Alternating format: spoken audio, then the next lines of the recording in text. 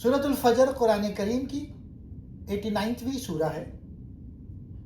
محمد اسد نے اپنی تفسیر دا میسج آف دا قرآن میں اس سورہ کو تاریخ کا سبق اور انسانی نفس کے اطمینان کا عنوان دیا ہے۔ ان کے نزدیک یہ سورہ بتاتی ہے کہ مادی طاقت اور دولت مستقل نہیں ہے، بلکہ اصل کامیابی روح کا سکون ہے، وقت کی قسم اور تغیر عالم۔ سورہ کا آغاز فجر یعنی صبح صادق 10 راتوں ذی الحجہ کی ابتدائی راتیں، جفت اور طاق اور رخصت ہوئی رات کی قسموں سے ہوتا ہے۔ محمد اسد کی تشریح، وہ فرماتے ہیں کہ یہ کائناتی مظاہر اس بات کی گواہی دیتے ہیں کہ کائنات میں کچھ بھی ساکن نہیں ہے۔ جیسے اندھیری رات کے بعد فجر کا آنا یقینی ہے، ویسے ہی ظلم کے بعد انصاف کا وقت آنا بھی اٹل ہے۔ یہ قسمیں عقل والوں کو غور و فکر کی دعوت دیتی ہیں۔ قوموں کا عروج و زوال، تاریخی ثبوت۔ اللہ تعالیٰ 3 طاقتور قوموں کی مثال دیتا ہے۔ عاد، جو ستونوں والے شہر کے مالک تھے اور اپنی فن تعمیر پر ناز کرتے تھے۔ سمود، جنہوں نے پہاڑوں کو تراش کر وادیاں بنائی تھیں۔ فرعون، جو میخوں بڑی طاقت اور استقلال والا تھا۔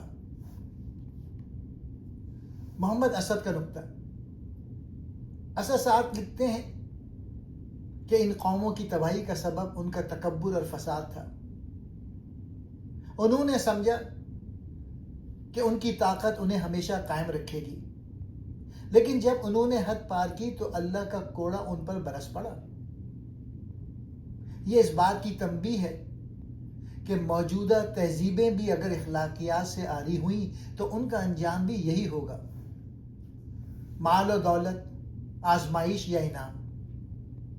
آیت نمبر 15 سے 20 تک انسان کی ایک نفسیاتی کمزوری کا ذکر ہے کہ جب اسے مال ملے تو وہ کہتا ہے رب نے میری عزت کی، اور جب تنگی آئے تو کہتا ہے رب نے مجھے تذلیل کیا۔ تشریح، محمد اسد واضح کرتے ہیں کہ دولت ملنا نیکی کی صنعت نہیں اور غربت ملنا اللہ کی ناراضگی کی علامت نہیں، یہ دونوں آزمائش ہیں۔ وہ کڑی تنقید کرتے ہیں کہ تم یتیموں کا خیال نہیں رکھتے، مسکینوں کو کھانا کھلانے کی ترغیب نہیں دیتے اور وراثت کا مال ہڑپ کر جاتے ہو۔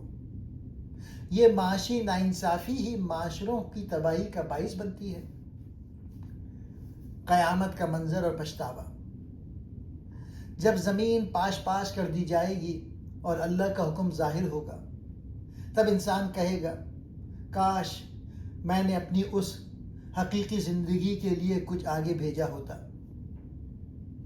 محمد اسد کا نکتہ، وہ کہتے ہیں کہ یہاں انسان کو احساس ہوگا کہ جس مادی دنیا کو وہ اصل سمجھتا تھا وہ تو ایک خواب تھا اور اصل زندگی تو اب شروع ہوئی ہے۔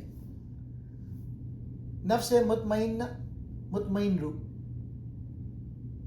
محمد اسد کے نزدیک نفس مطمئنہ وہ روح ہے جو ہر حال میں اللہ کی رضا پہ راضی ہے، جس نے نہ تو دولت ملنے پر تکبر کیا اور نہ ہی مصیبت میں اللہ سے شکوہ کیا۔ اللہ فرماتا ہے اپنے رب کی طرف لوٹ چل، تو اس سے راضی وہ تجھ سے راضی۔ یہ انسانی روح کی وہ معراج ہے جہاں اسے دائمی امن نصیب ہوتا ہے۔